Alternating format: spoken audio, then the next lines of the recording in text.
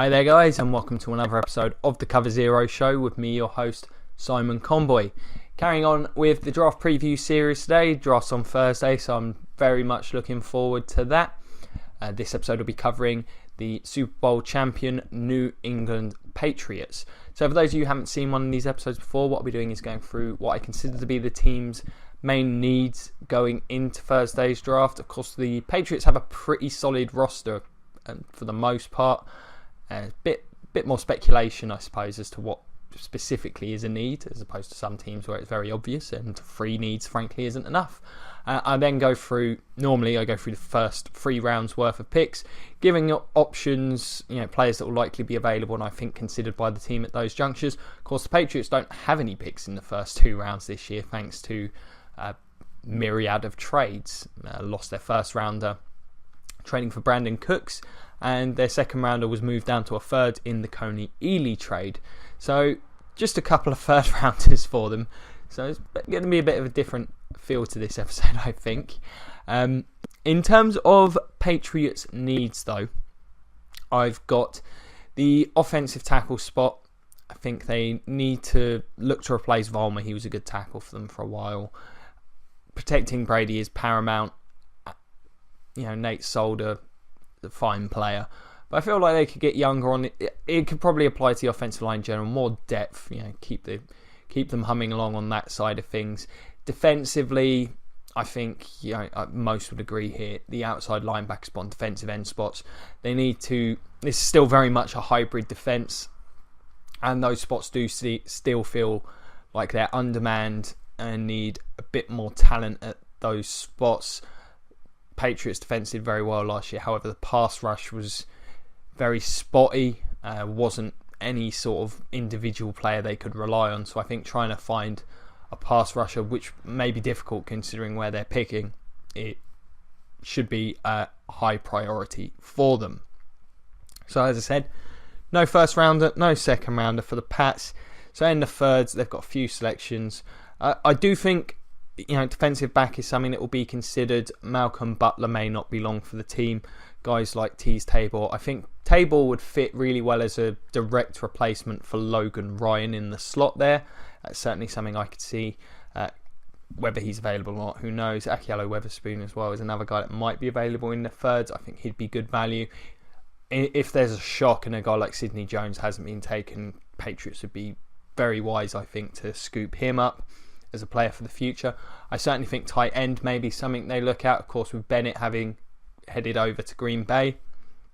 And Gronk, as great as he is, he does have, at this point, an air of unreliability about him, unfortunately, due to the amount of injuries he suffers. Guys like George Kittle could certainly be considered as an athletic, pass-catching tight end for Tom Brady. I think the offense certainly functions better with a tight end in. We saw in previous seasons when Gronk went down, the offense kind of stifled somewhat whilst he was missing, whereas last year with Bennett there to handle the tight end duties, didn't really skip a beat as much as we'd seen previously when Gronk was out of the lineup. I see guys like Cooper Kupp and Josh Malone as very Patriots type picks. I think smart receivers with maybe not the best physical skill sets, but guys that will be smart, ready to contribute. Cooper Kupp in particular, I think he matches exactly what the Patriots look for in a wide receiver. Malachi Dupe is another guy they could look at. Wouldn't rule them out taking a wide receiver in what's a fairly deep class at the position. Pocic, if he's available, I think he'd make a lot of sense, just as I mentioned before in several other videos, a very versatile offensive lineman. I think that has a lot of value. In terms of the tackles, Antonio Garcia and Taylor Moton are the 2 that are most likely to be available in round 3. I could see Moton maybe sneaking into round 2 depending on if there's a bit of a run at the tackle spot. Even if it's not a talented draft at the position, some guys are still going to be drafted there for need. That's often the way things go. Again, outside backer, defensive end spots, there's sort of a variety of options. I think they're more likely to go defensive end in round 3. Guys like Keonta Davis. I can see Montavious Adams being selected. I think Belichick would find a lot of ways to try and use him. Terrell Bosham, I think he's certainly an option. And Trey Hendrickson is another. I think these are all certainly players that would be considered. If any of the defensive tackles fall to them in Brantley or McDowell, I wouldn't be shocked to see the Patriots consider them.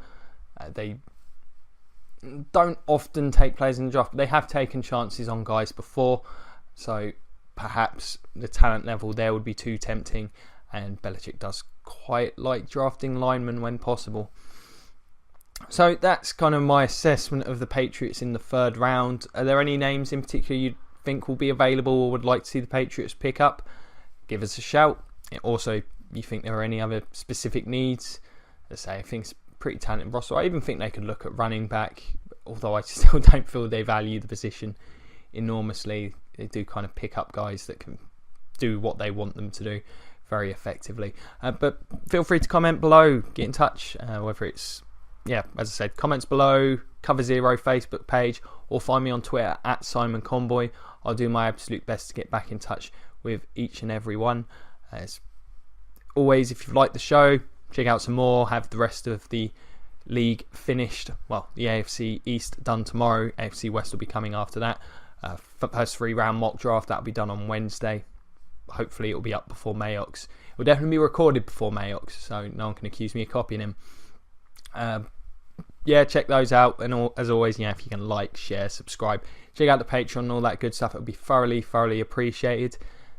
Thank you very much for your time. It's been a pleasure as always. Have a good day, and go Bucks.